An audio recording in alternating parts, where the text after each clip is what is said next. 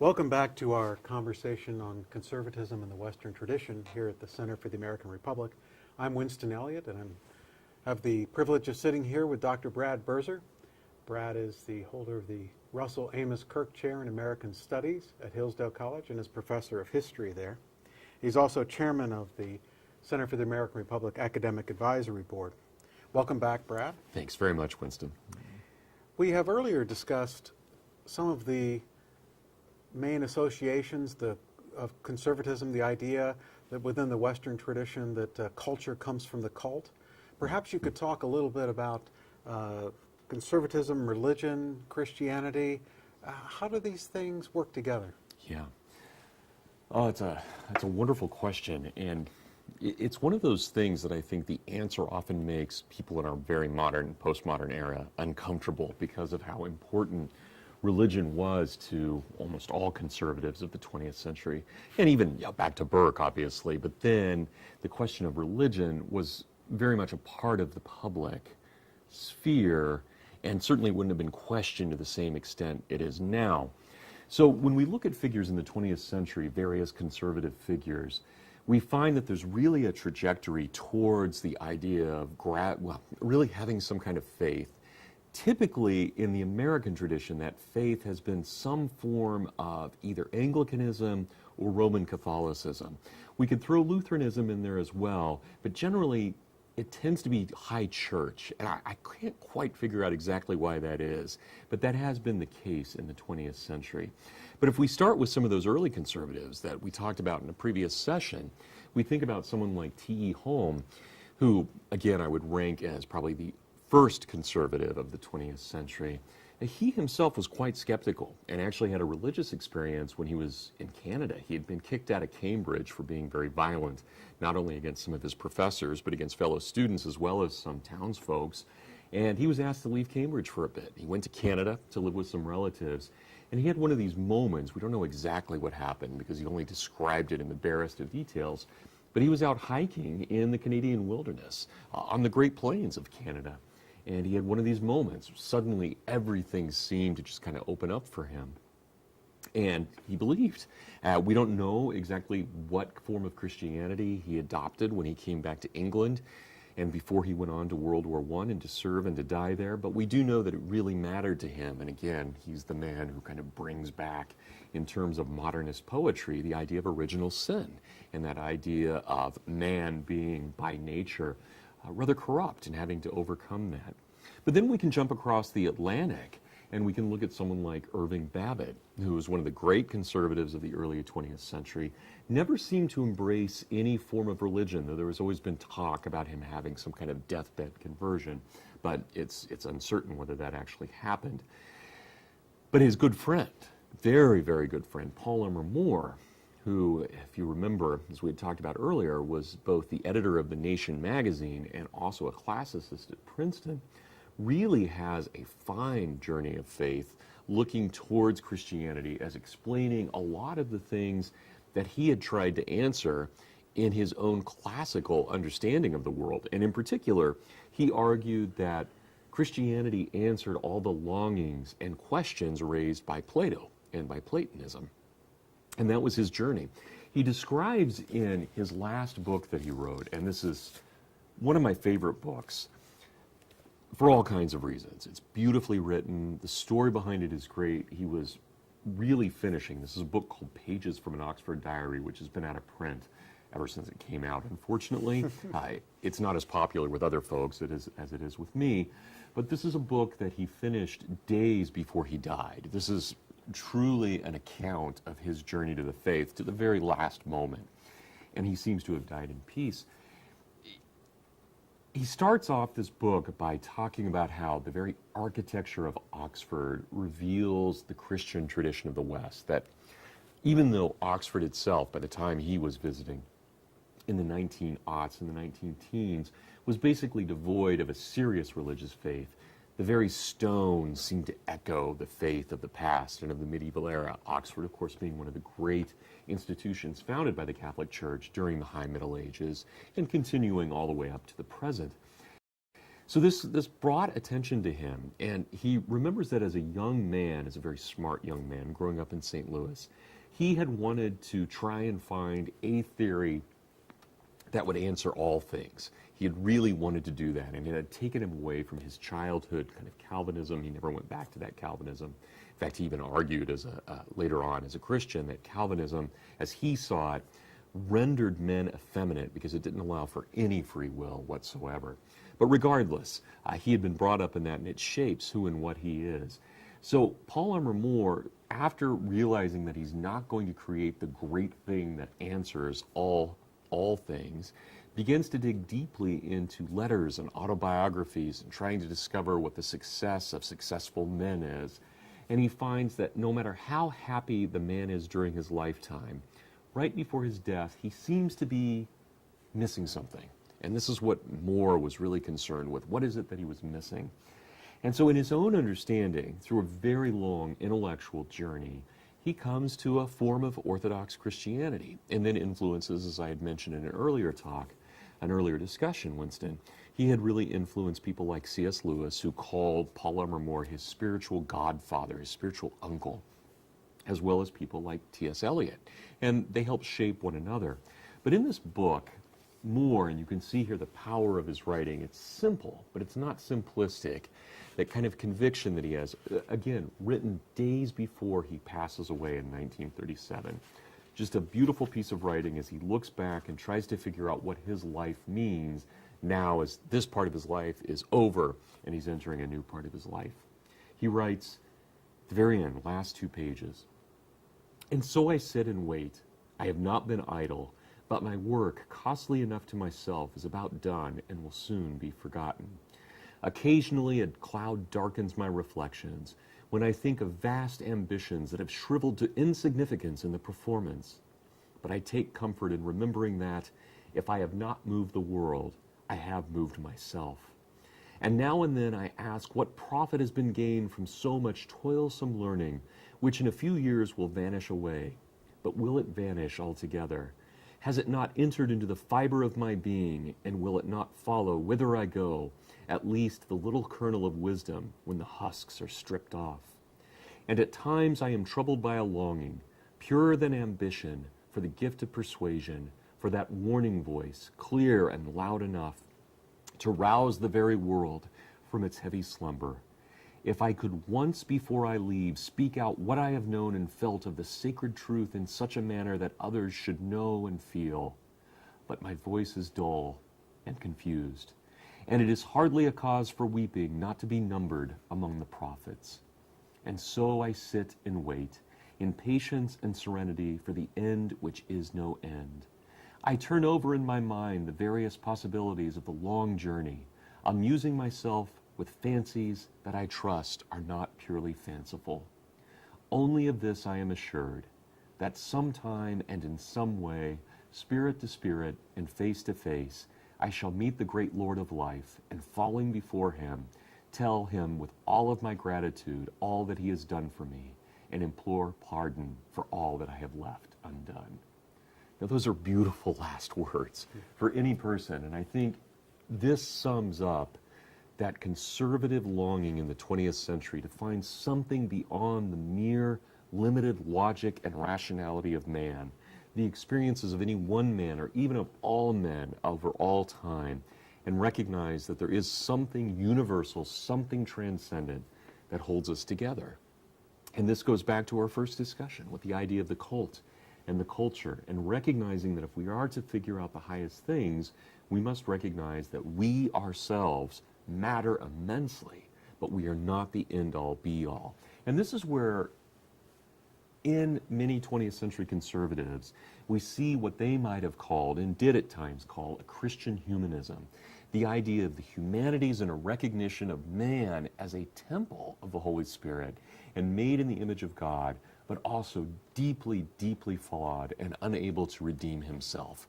So this is really kind of a perfect mixing of a wisdom that goes beyond the mere moment, beyond the things of this world, what we might call a liberal wisdom, a liberal education, to be liberated of the things of this world, but also that deep Christian understanding that salvation does not come from the will of man, though it doesn't discount the will of man, that is, these men don't, but that we ourselves cannot reach salvation through our own efforts, our own reason, our own logic, whatever it may be, that there must be something greater than that. And yet it ties us together as well. So there's a very interesting kind of paradox as well as tension in their understanding of Christianity. Let me mention one other figure in terms of Christian humanism and this kind of conservatism with a very strong Christian bent, who, as I mentioned earlier, was a good friend of Polymer More's, but also of Russell Kirk's, and will be that kind of intermediary between Polymer More and Russell Kirk. And this is T.S. Eliot, who had been not only a friend of T.E. Holmes and influenced by Holmes as a young man, but had also been a part of the Bloomsbury Group, which was the single most radical literary group in England of its day. Tom Elliott, however, was never a radical, and even in his earliest writings, we see the inklings of kind of a Christian longing. But when Tom Elliott converts in 1927 and makes it official, his friends are aghast at this. You know, Tom Elliott finding religion. What else could go wrong with the world? So this was a huge moment, not only for Eliot, but for all those around him, especially in the Bloomsbury Group. Again, a very radical group at the time. Eliot records some of this, and if we look at Eliot's poetry overall, especially if we take his very famous Wasteland from 1922, written a little bit earlier, but published in 1922, jump forward to 1925's The Hollow Men, and then 1930's Ash Wednesday, and then ultimately with the four quartets, the greatest poems of Eliot. I don't think we can ever separate one from the other, really. We find a divine comedy here. We find an almost intentional replication of Dante, where Eliot in the Wasteland is in hell, in The Hollow Men and Ash Wednesday, he is in a purgatorial state, and then in the four quartets, we find this kind of ultimate expression of incarnational love and reality. He has a glimpse of heaven, a beatific vision. So, as Eliot said, the four quartets was meant to be written from the perspective of being inside of a mystery and looking out, which is a pretty amazing form of poetry, frankly. And I think, at least for me, next to The Lord of the Rings, it's the greatest work of art of the 20th century. But Eliot writes in one of his choruses for one of his plays, this just kind of, you can imagine in the chorus in the background, these kind of Greek singers singing this, of course, in English. But this is in his play, The Rock, which is not very, it's not thinly veiled, right? We know the rock is the church, and so this is really an exploration of the church in the modern world. And here's the chorus in the background at one point. But it seems that something has happened that has never happened before, though we know not just when, or why, or how, or where. Men have left God, not for other gods they say, but for no God, and this has never happened before. That men both deny gods and worship gods professing first reason, and then money and power and what they call life or race or dialectic. The church disowned, the tower overthrown, the bells upturned. What have we to do but stand with empty hands and palms turned upwards in an age which advances progressively backwards? It's just a beautiful summation of the ideological terror and idiocy of the 20th century. Here is Eliot trying to combat all of that, and does so beautifully in his own conversion to the faith. Well, the final figure that we want to talk about today, Winston, that we've made reference to many, many times is Russell Amos Kirk, born in 1918, passed away in April of 1994. A good friend of T.S. Eliot's. They met many times, have a great correspondence, most of which still resides in central Michigan at Annette Kirk's house, as well as at Central Michigan University at the archives there. And Kirk, too, like these other figures whom he greatly respected, Dawson, Polymer More, T.S. Eliot, he too had an incredible journey of faith. He was raised in what we might call a spiritualist household, coming out of the 19th century, not uncommon among intellectuals who had rejected Orthodox Christianity, but didn't want to declare themselves atheists. They had become very involved in tarot readings and the calling of spirits down and so forth through seances. Very involved in this. And Kirk grew up in this kind of atmosphere, later rejected it, was very, very taken ultimately, well, I shouldn't say ultimately, penultimately, with the idea of Greek and Roman Stoicism. Even on his deathbed in 1994, after he had converted to Christianity, he still kept next to his bed a copy of Marcus Aurelius's Meditations, one of the great statements of Stoic philosophy. Kirk had considered himself one of the Stoics of the 20th century. And yet, during World War II, he had a moment, much like T.E. Home. He was stationed at a chemical proving ground in Utah, the Dugway Proving Grounds out in the Great Salt Desert. And he too, one day, and you can actually see this, I've had the privilege and pleasure of going through his correspondence from this time. You can actually see a change in his writing style, his very writing style, almost his very being, at least as manifested in his word as he writes it. It changes. In 1942, on a hike, he was out in the desert, up in the mountains of the desert, and he had a moment where everything kind of came together for him. And he never, at that point, I should say, during World War II as a young man, claimed that as Christianity. But certainly something changed where his stoicism would not allow him to answer the highest things. He kept studying the Stoics, reading the Stoics, but it didn't allow him to answer the highest things. In 1953, of course, Russell Kirk publishes his dissertation, which he wrote at the University of St. Andrews, earning the highest degree by any American before or since at the University of St. Andrews, essentially a double PhD in 1952. When he publishes this book in 1953, he ends with that very interesting statement that what man must now do is find shelter within Christian and Western civilization. And for someone who is still fairly skeptical, this says a lot. But let me jump forward to his first autobiography, one of two he wrote, written in 1963, with the beautiful title, Reflections of a Gothic Mind. And I think this helps answer a lot for someone like Kirk, and it helps explain that journey for him from kind of an interesting oddity of spiritualism to a rejection of all of that with this endorsement of Stoicism, and then ultimately becoming a member of the Roman Catholic Church in August of 1964, when he takes on the saint name Augustine and becomes Russell Amos Augustine Kirk. This is 1963, a year before he converts officially.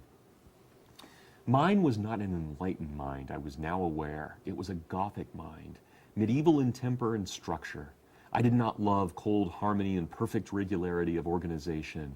What I sought was variety, mystery, tradition, the venerable, the awful. I despised sophisters and calculators. I was groping for faith, honor, and prescriptive loyalties. I would have given any number of neoclassical pediments for one poor, battered gargoyle. The men of the Enlightenment had cold hearts and smug heads. Now their successors were in the process of imposing a dreary conformity upon the world, with efficiency and progress and equality for their watchwords. Abstractions preferred to all those fascinating and lovable peculiarities of human nature and human society which are the products of prescription and tradition. This desert of salt would be a cheerful place by comparison with the desolation of the human heart if the remains of Gothic faith and Gothic variety should be crushed out by our civilization. That's just a wonderful statement here. And really, I think, demonstrating that kind of drive Kirk had for something beyond the confines of this world, and yet recognizing that the spiritualism of his youth may have been an indication of what existed beyond, but it did not answer those highest things. We now know through Dr. Kirk's letters that he actually began instruction to enter the Roman Catholic Church in 1953 and 1954, taking instruction from a Jesuit priest. Why he decided to wait for 10 years to actually come into the church is a question that we can't answer. But certainly he does join the church, of course, when he marries his wife, Annette, who was herself a Roman Catholic, and they had a Roman Catholic marriage. But I think the really critical thing here, and here we've looked really at two figures, Polymer More, T.S. Eliot, both who became Anglicans and joined the Church of England, and Russell Kirk, who ultimately became a Roman Catholic, that interestingly enough, all three are really longing for a basis for their conservatism. They're looking for what has conserved that tradition longest in the West. And if you were to ask any one of the three of them, they would come up with a different answer. But their answers would be similar. Why is it that they chose this aspect of the faith, this denomination, this branch of Christianity?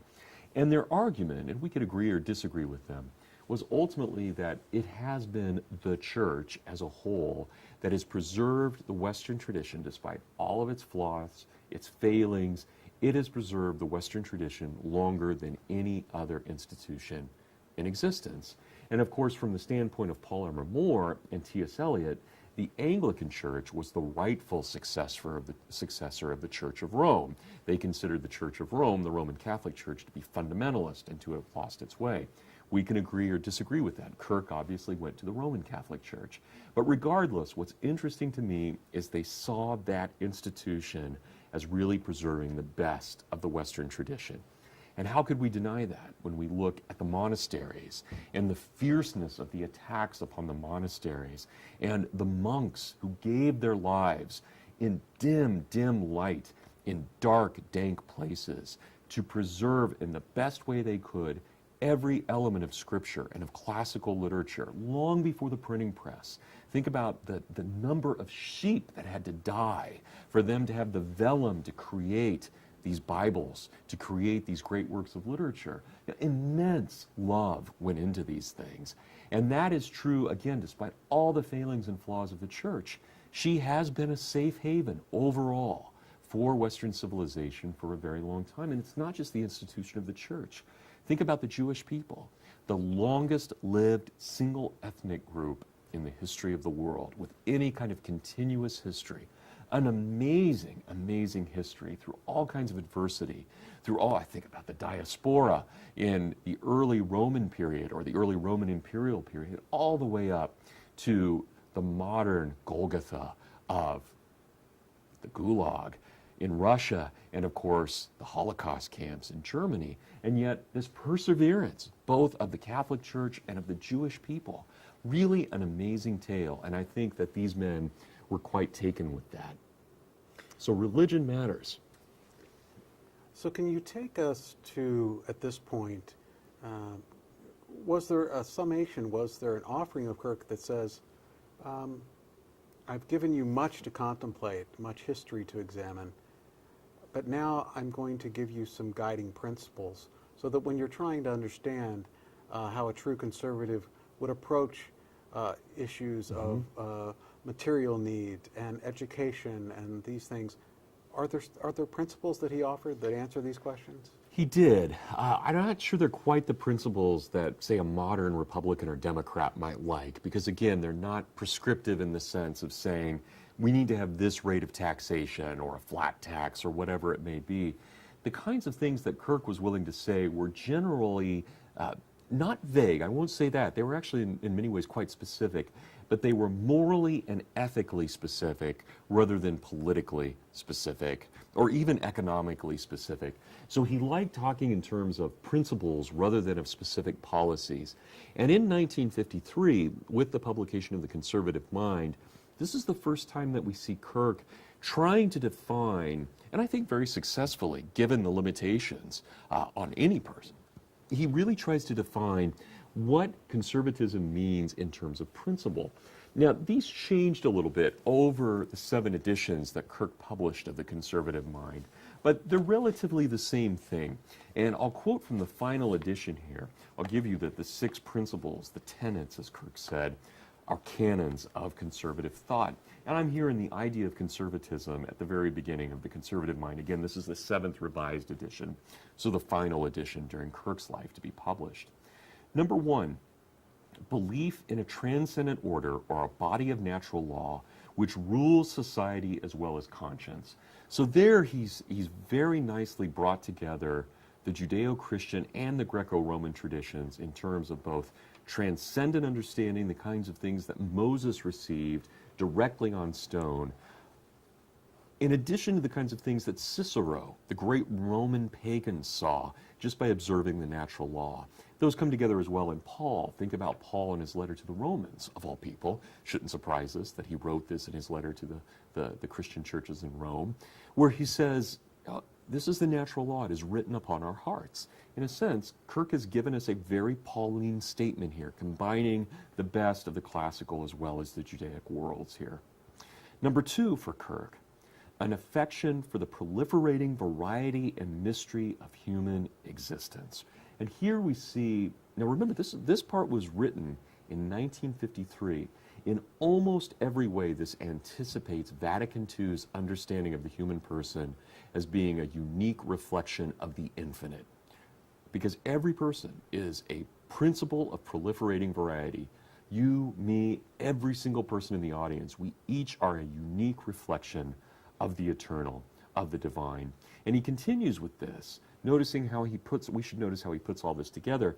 It's not only an affection for the variety and mystery of human existence, but this opposes the narrowing uniformity, the egalitarianism, and the utilitarian aims of radical systems.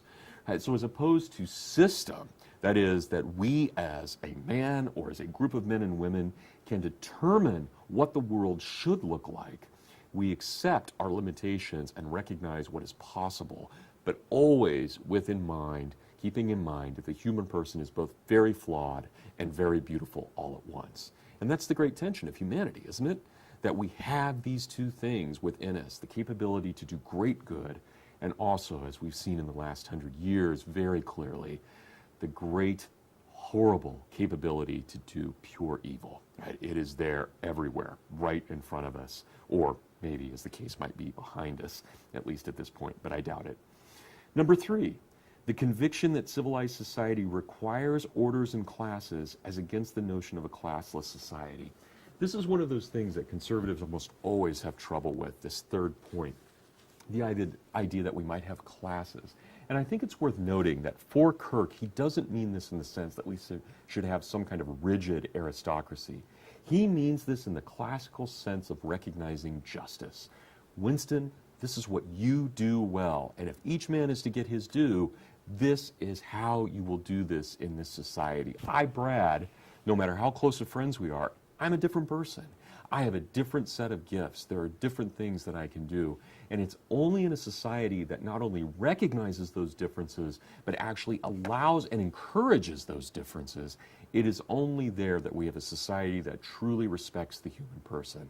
We would never, again, in that example we used in a previous discussion, we would never expect the trained airline pilot to be working as an auto mechanic. And there's absolutely nothing wrong with either profession. In the same way that we don't want a man who has always been nothing more than an auto mechanic to be flying our airplanes.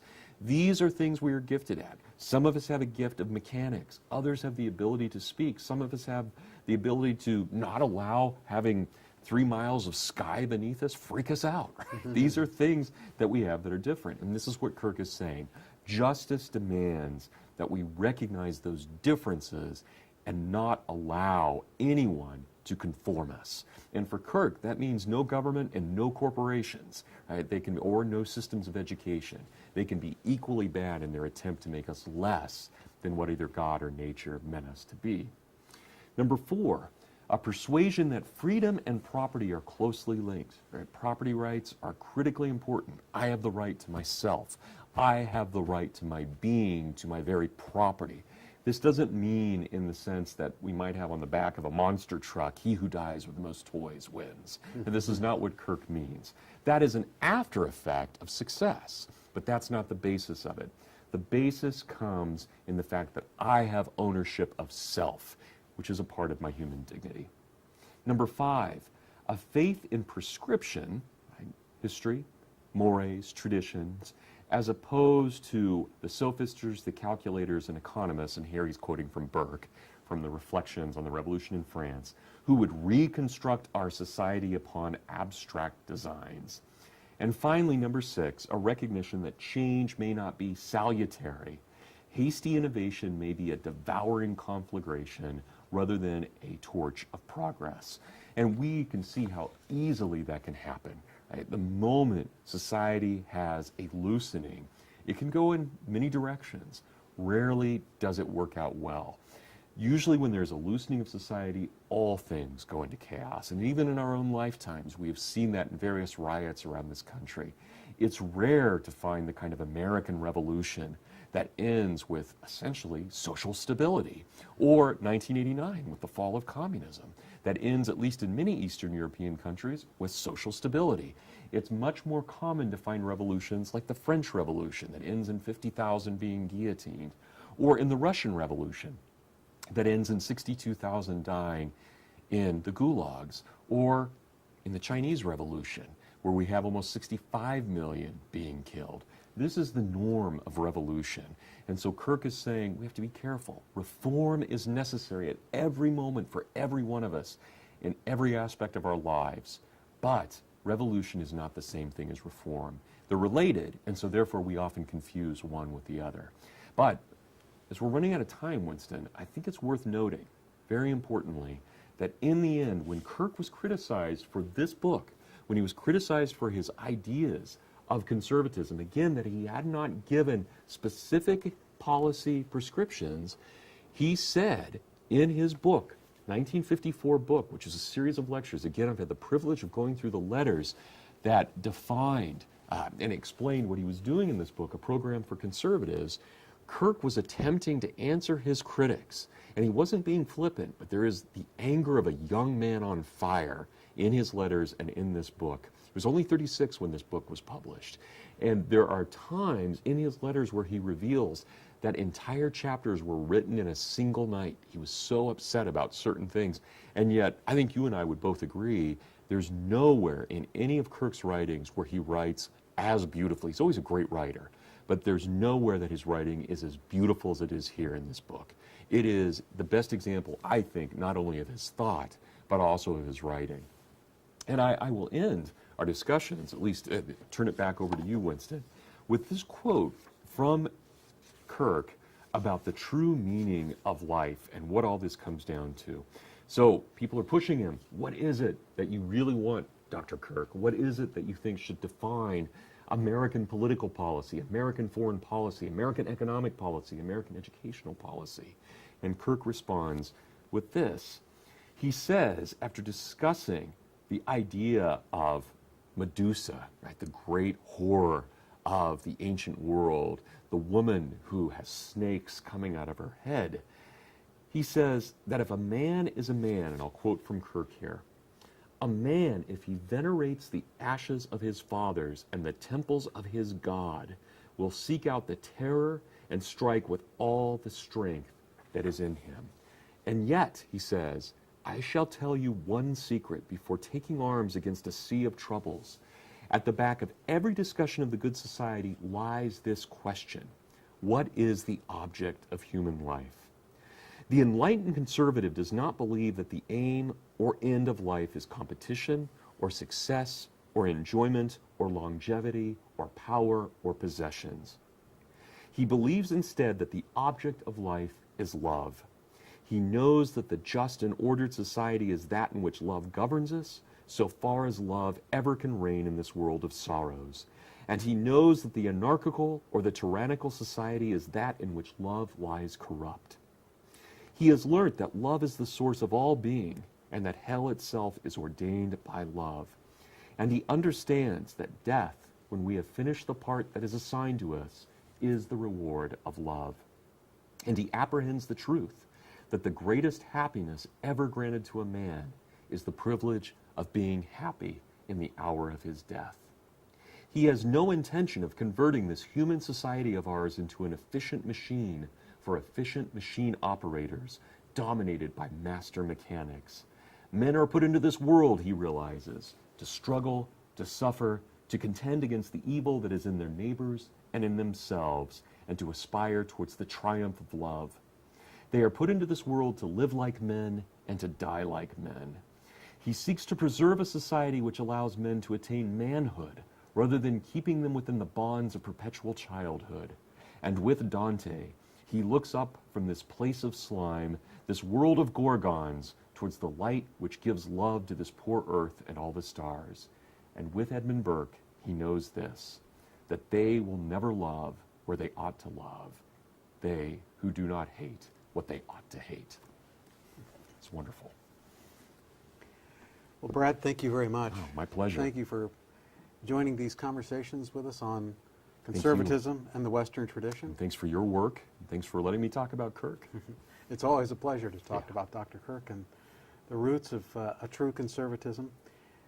Here at the Center for the American Republic, we have a wonderful opportunity on a regular basis to discuss the most important ideas of the Western tradition to help preserve and promote the true, the good, and the beautiful. And I think this conversation has been an opportunity for us to continue in that great conversation of the Western tradition. I want to recommend to all of our audience the website, AmericanRepublic.org, where our materials can be found. In particular, any of the books that Dr. Birzer has discussed today, particular books by and about Russell Kirk, Edmund Burke, T.S. Eliot, can be found in the Center for the American Republic bookstore at AmericanRepublic.org. I also want to recommend to our audience the website ImaginativeConservative.org, where the writings of Dr. Kirk, Dr. Birzer, and other imaginative conservatives, who are in the tradition of Dr. Kirk and T.S. Eliot and Robert Nisbet, Eric Vogelin, Christopher Dawson, can all be found. And I hope that you will join us there, and you will join us again in conversations from the Center for the American Republic. Thank you for being with us, and we hope to see you again. Great. Thank you.